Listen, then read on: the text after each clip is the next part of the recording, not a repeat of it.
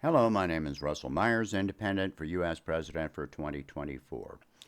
So previously I did a video critiquing RFK Jr. and in this one I'm going to take a look at Marianne Williamson's uh, policies and website. And first off, I'm going to give her a lot of credit. You'll see in a moment that her website and policies are extremely thorough and very policy focused. On the other hand, I'm going to state my own opinion up front that when you go into that much detail, it holds the potential for authoritarianism. I know that is not her intent, but even if it did not happen under her own administration, if she were elected, uh, you know, future administrations can distort these things. You can't seek out that much detail and legislation without thinking that someone is going to distort it in some way at some point. I will also offer the same critique on her that I did with RFK Jr. They are both running as Democrats, which means that they have signed the DNC loyalty pledge, which means there is not going to be a debate.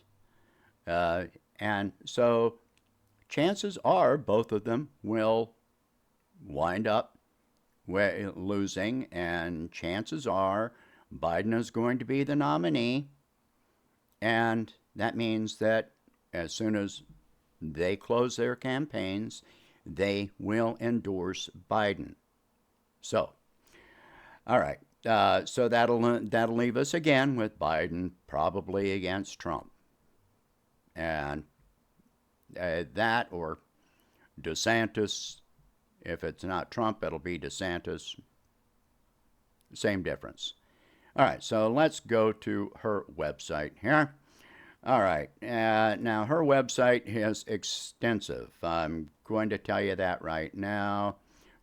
I'm not going to go through the entire thing, but things that are comparable between her and mine, I agree.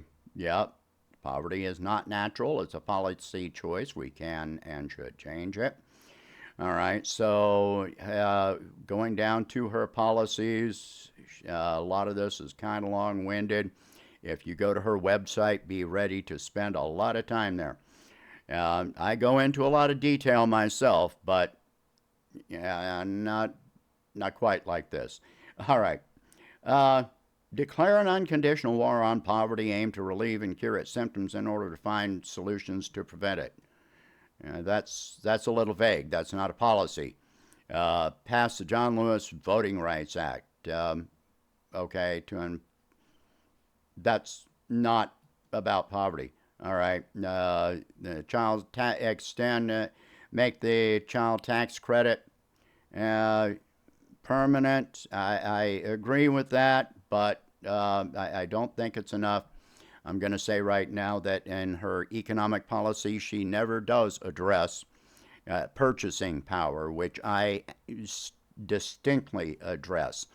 But lift poverty wages by raising the federal minimum wage to $15 by 2025. I agree with that. But again, you keep on raising the wage without addressing purchasing power, then you're just you're chasing your own tail. We've been fighting this battle for decade after decade. All right. And sure, universal rent control and a prohibition on rental deposits. I agree with the rent control. I don't know about that thing on the rental deposits.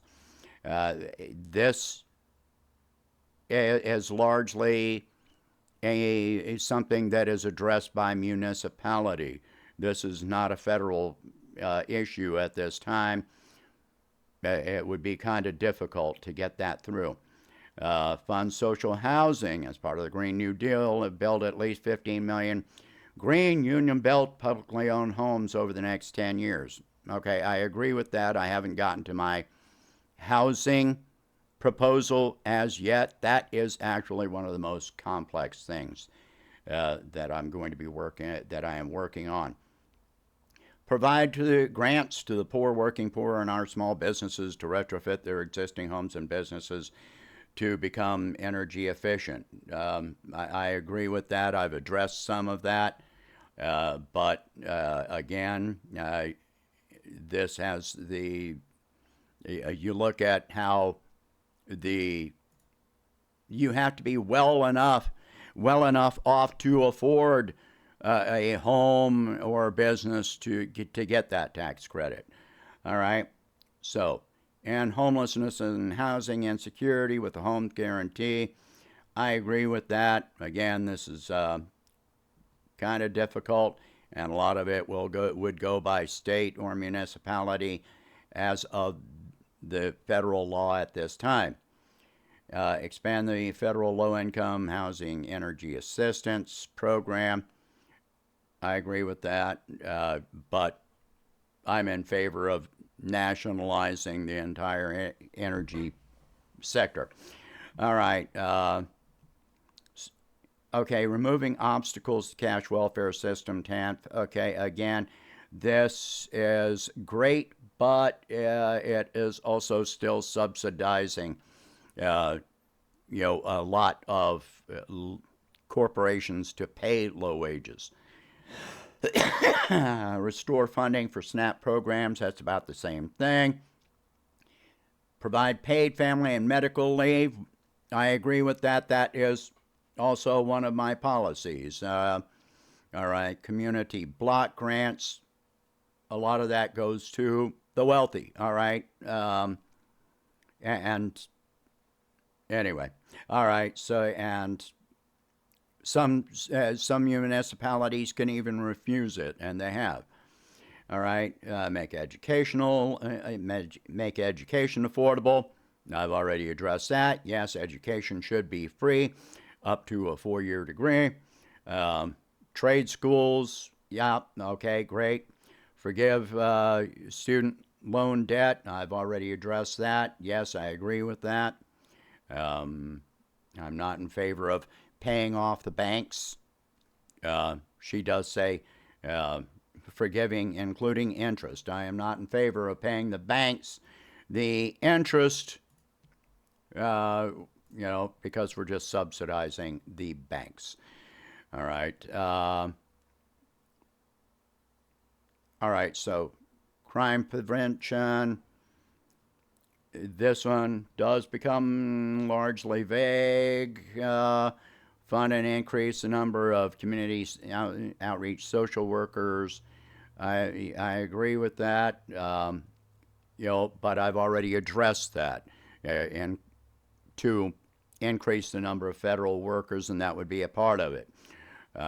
So I've already addressed that. She talks about gang members, create an approach in which all parties are involved in a child's life, recognize and respond to the impacts of the child's traumatic stress. Okay, that's expanding mental health care, for the most part. All right, create wraparound programs by ensuring public-private partnerships to provide health care and management services. Public-private partnerships means you pay for it, and a corporation profits from it. Our collaboration, she says, wraparound programs are collaborations between state or local government agencies and organizations that provide behavioral health care and management services. Okay. Okay. So, I mean, her intent is good, but I'm not in favor of the public-private partnership thing. Fund workshops and intensive retreats so that the law enforcement can begin repairing and building relationships with communities that they serve. especially with the at-risk youth, in order to reduce disproportionate negative interactions that lead to arrest. I'm in favor of public oversight, civilian oversight committees. These retreats and so forth, it doesn't matter. I would much rather that we increase training in the first place before allowing somebody to have a badge, and then have oversight by civilian oversight. Increase government support for families coping with trauma of domestic violence. Again, let's just make that increasing universal health care, including mental health. She talks about life skills, mentoring. This is where I'm talking about this has the potential to become authoritarian, and reliance on police and law enforcement to handle homelessness, mental health crises, and other nonviolent situations. The homelessness part is already addressed. Mental health, expanding access to that. Treat addiction as a public health rather than a criminal issue. That is already one of my policies. Provide prevention resources instead of law enforcement to ensure minimal child and youth interaction with law enforcement. Again, that's social services, social workers. All right, and increase funding for community resources, reduces the over-policing of our communities. That's part of that's kind of vague. All right, robust oversight to hold law enforcement accountable whenever they break the law. Again, my policy is to establish civilian oversight with the power to indict, all right? And qualified immunity, absolutely, but that would be part of it. Anyway, so some of that would be difficult at the very least. Food safety and security. This is a big one. All right. She talks about changing farming practices, commodity, crop, air, and water pollution. I do agree with, limiting the use of antibiotics for animals. I'm not going to go into this. Outdated food pyramid guidelines. And she talks about a lot of different stuff about farming practices, and I'm not going to go into all of that. I'm gonna skip that. Now, some of this overlaps, or it's not really organized, so it's difficult to go through. Come on, open up. By the way, I couldn't just open up different pages because of the way that this site is constructed. Anyway, her poverty issue, that's kind of also, it's there. Reproductive justice. Okay, a lot of this is stuff that the president cannot do. With her Social Security policy, basically she's talking about lifting the income cap, which is also one of my policies, but it's not far enough.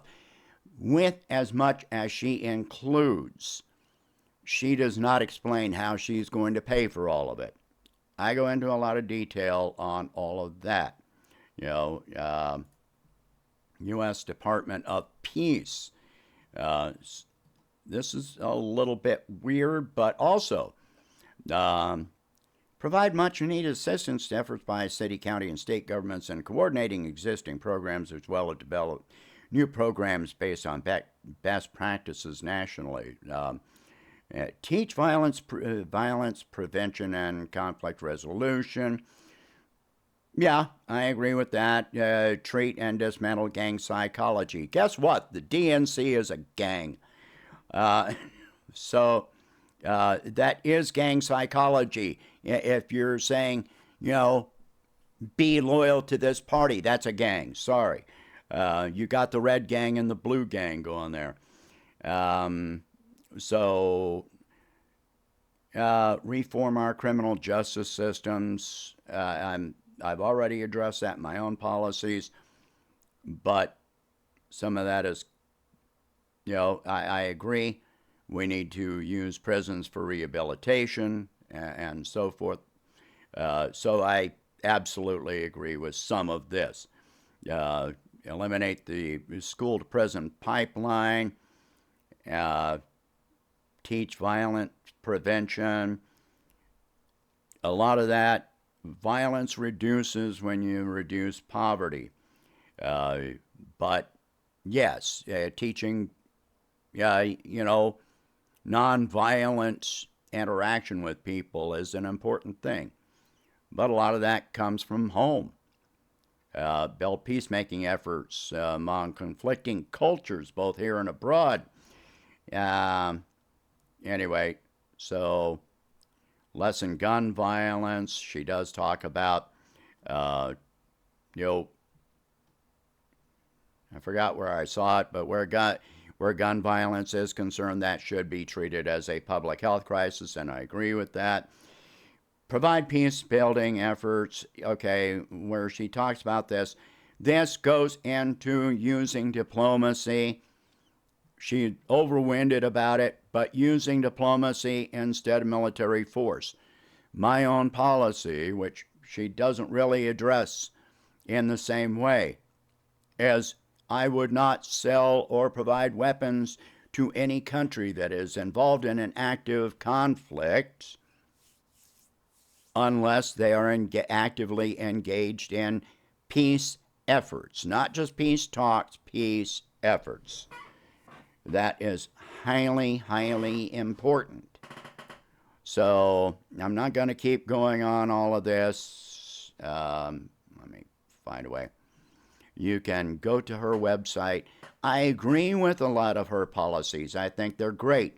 But some of this, like with food and, you know, like tea, a lot of this comes down to indoctrination with some of her policies. It comes down to indoctrination.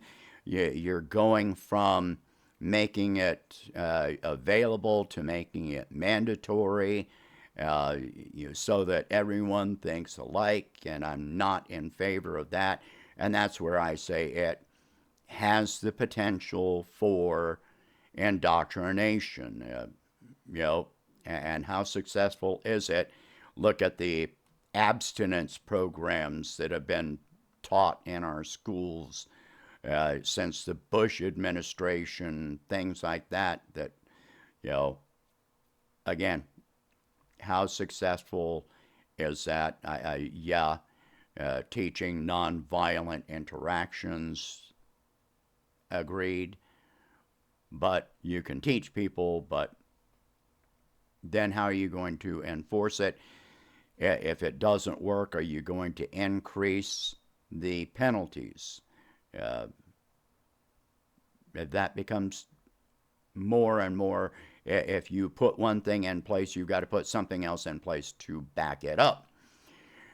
All right, so I'm not against her. I think that a lot of this is great. A lot of her policies, again, are would be municipality or state level things. So unless the federal government is going to seize control of those things, which is going to get a lot of pushback, and much of it will fail, then it's just like I've said. I can have my own opinion on abortion, but the president has no power over that policy. That is a state-by-state issue overall. You can make it a right, but you cannot make it mandatory for states to make that available, really. Um, we've had that battle going on since 1972 or 1974. So, anyway, the only thing a president can do in a case, in many of these cases, is either sign or veto legislation. The president cannot create that legislation. And if they did, then, at some point, they're going to be hit with anti-constitutional lawsuits and things being overthrown, and the president and the administration is just going to be chasing their tail, dealing with all of that. And meanwhile, we've got a conservative Supreme Court to deal with. All right, so share this video, talk about these subjects. Do go to Marianne Williamson's website, form your own opinion. Go to her website, go to my website. Make a comparison. Go to RFK's website. I want you to think for yourself. I want you to choose who you think is the best candidate. And as more people jump in the race, spend some time to actually get to know what their policy proposals are and look at it from a broad view. All right? Share this video. Talk about these subjects. If you can afford it, please donate whatever you can to help expand my campaign, and I will catch you in the next one. Thank you for watching. Have a good day.